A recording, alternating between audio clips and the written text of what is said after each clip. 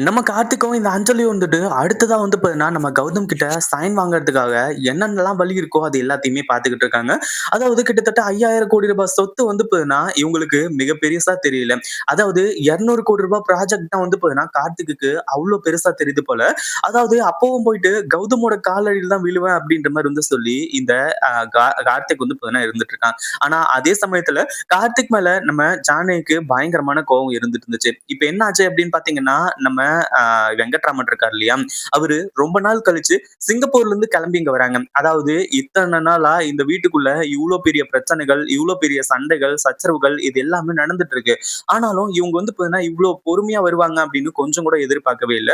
அதாவது வீட்ல தன்னோட சொந்த புள்ள வந்து பார்த்தீங்கன்னா ஒருத்தன், வளர்த்த புள்ள ஒருத்தன் 2 பேரும் வந்து பார்த்தீங்கன்னா, இப்படி சண்டை போட்டு பிரிஞ்சிருக்காங்க அப்படின்ற விஷயம் வந்து பார்த்தீங்கன்னா, எல்லாமே தெரிஞ்சிருந்துமே கூட அவர் அமைதியா இருந்தது கண்டிப்பா வந்து பார்த்தீங்கன்னா, ஒரு ஏத்துக்கவே முடியாத விஷயம் அப்படின்னு தான் சொல்லணும். உண்மையிலேயே வந்து பார்த்தீங்கன்னா, அடுத்தடுத்து என்ன பண்றது, ஏது பண்றது அப்படின்னு சொல்றது தெரியாம திருன்னு வந்து முழிச்சுட்டு இருக்காங்க. கடைசியா என்னாச்சு அப்படின்னு பார்த்தீங்கன்னா, இப்போ வெங்கட்ராமன் மாஸ் என்ட்ரி குடுத்து, "கௌதம் இங்க நடந்தது எதுவுமே எனக்கு தெரியாதுப்பா. நீயாச்சும் ஒரு வார்த்தை சொல்லியிருக்கலாம்ல." அப்படின்ற மாரி வந்து சொல்லி, இப்போ நம்ம வெங்கட்ராமன் வந்துட்டு பயங்கரமா கதறி எழ ஆரம்பிச்சுறாங்க.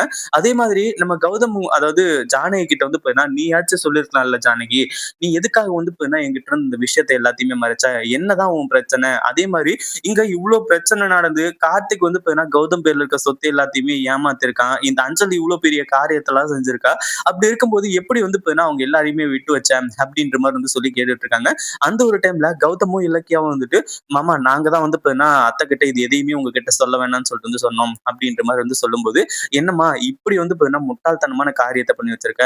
கார்த்திக் வந்துட்டு அவன் சொல்றது தான் வந்து பார்த்தீங்கன்னா, அதாவது என் அப்பா சொத்து எனக்கு தான் அப்படின்ற மாரி வந்து சொல்லி, அவன் இது எல்லாத்தையுமே வந்து பார்த்தீங்கன்னா, எடுத்துக்கிறதுக்கு எந்த ரைட்ஸுமே கிடையாது. ஏன்னா ஆரம்பத்துல இவ்ளோ சொத்து நம்ம கிட்ட இல்லவே இல்ல. அதாவது கௌதம் வந்து பார்த்தீங்கன்னா, எப்போ பிசினஸ் பண்ண ஸ்டார்ட் பண்ணானோ, அப்ப இருந்து தான் இந்த சொத்து எல்லாமே வந்து பார்த்தீங்கன்னா, பல மடங்கா பெருகுச்சு. அதனால எல்லாமே வந்து பார்த்தீங்கன்னா, கௌதம் சம்பாதிச்சது தான். இதுல வந்து பார்த்தீங்கன்னா, எதுவுமே நான் சம்பாதிச்சது இல்ல. அதே மாதிரி கார்த்திக்குக்கு என்ன உரிமை இருக்கு? கௌதம் என்னதான் என்னோட புள்ள இல்ல அப்படின்னாலும், அவன வந்து பார்த்தீங்கன்னா 30 வருஷமா நான் வந்து பார்த்தீங்கன்னா, என் நெஞ்சுல வளர்த்துட்டு இருந்திருக்கேன். அப்படி இப்படின்ற மாரி வந்து சொல்லி, என்னோட மூத்த புள்ள யாரு இல்ல, யாரு இருக்காங்க அப்படின்ற மாரி வந்து சொன்னாலுமே கூட, கௌதம் என்னோட மூத்த புள்ள தான். அதுல எந்த ஒரு சந்தேகமும் கிடையாது. இதுக்கு மேல இந்த ஒரு விஷயத்த பத்தி நான் வந்து பார்த்தீங்கன்னா, சும்மா விட போறது கிடையாது. கார்த்திக்க வந்து பார்த்தீங்கன்னா, ஒரு வழி பண்ண போறேன். அதே மாரி இப்போ அதாவது நீ ஓகே. அடுத்ததா ஐஸ்வர்யா இருக்கா இல்லையா? ஐஸ்வர்யா எங்க போவா? அதாவது கௌதமோட தங்கச்சி இந்த கார்த்திக்கு ஒரு தங்கச்சி இருந்தாங்க. அவங்க எங்க போவாங்க? ஐஸ்வர்யாவையும் வந்து பார்த்தீங்கன்னா வர சொல்றேன் அப்படின்ற மாரி சொல்லி, இப்போ ஐஸ்வர்யாவையும் வந்து பார்த்தீங்கன்னா வர வைக்க போறாங்க. அதே மாரி வெங்கட்ராமன் வந்துட்டு இந்த விஷயத்த இப்படியே விட போறது கிடையாது. இந்த அஞ்சலி, கார்த்திக் இவங்க எல்லாருமே ரூ. 200,00,00,000 சொத்துக்கு பார்த்தாங்க. ஆனா இப்ப மொத்த சொத்துமே நக்கிட்டு போக போகுது அப்படின்றதுனால, இதுக்கப்புறம் ஒண்ணுமே பண்ண முடியாது. வசமா மாட்டிக்கிட்டு தவிக்க தான் போறாங்க. இந்த வீடியோ புடிச்சிருந்தா லைக் பண்ணுங்க, ஷேர் பண்ணுங்க. இப்பதான் நம்ம சேனலுக்கு ஃபர்ஸ்ட் டைம் வரீங்க அப்படின்னா, கீழ இருக்க சப்ஸ்கிரைப் பட்டன பிரஸ் பண்ணிக்கோங்க.